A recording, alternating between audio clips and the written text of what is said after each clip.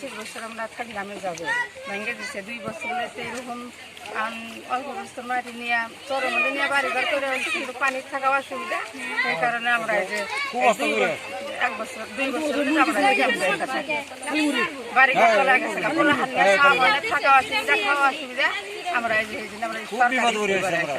আমরা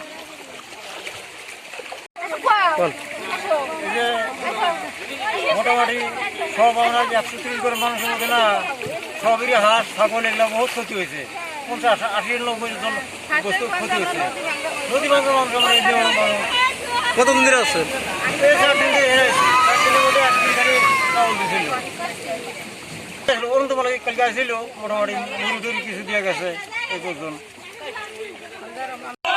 জিন্দাবাদ জিন্দাবাদ জিন্দাবাদ জেলা প্রশাসন কবে জেলা প্রশাসন মুর্দাবাদ মুর্দাবাদ মুর্দাবাদ জেলা প্রশাসন মুর্দাবাদ মুর্দাবাদ মুর্দাবাদ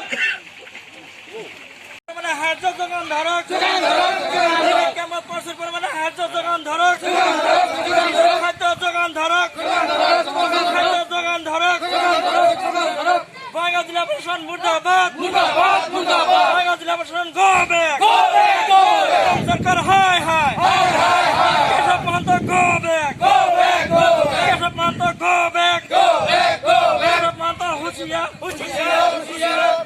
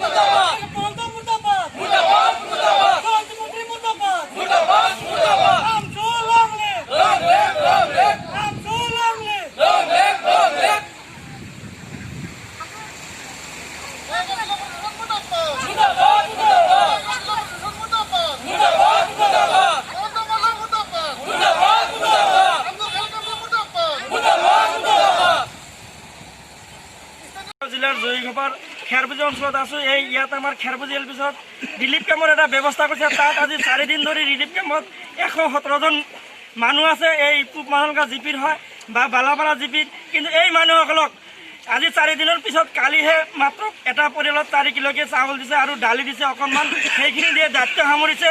কিন্তু এতিয়ালৈকে বহুত ইয়াতে 50-60 জন শিশু আছে, তেওঁলোকৰ শিশু খাদ্য যোগান ধৰা নাই বা বিশুদ্ধ খোৱা পানী এতিয়ালৈকে যোগান ধৰিব পাৰে। আৰু এতিয়া আমাৰ পূব মাহলগাঁও পশ্চিম মাহলগাঁৱত বহুতো গৰু ছাগলী আবদ্ধ হৈ আছে বা মানুহ আবদ্ধ হৈ আছে, এতিয়ালৈকে SDRF বাহিনী নিয়োগ কৰা নাই।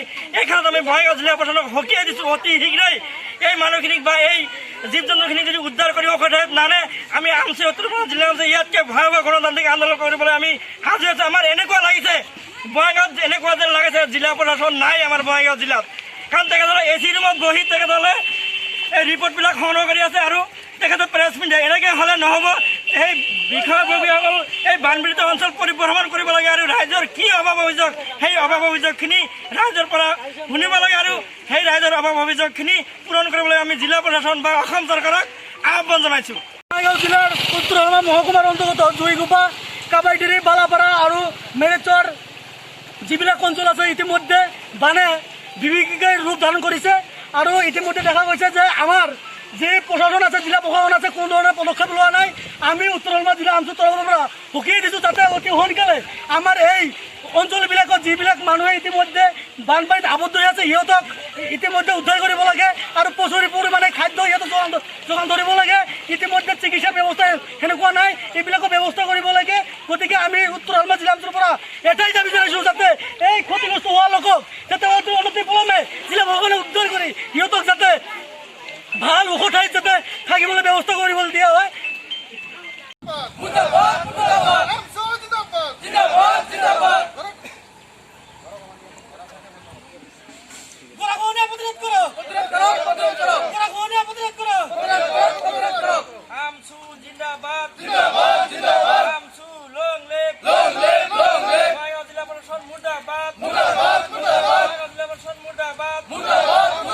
বানপীড়িত লোকক সাহায্য প্ৰদান কৰক।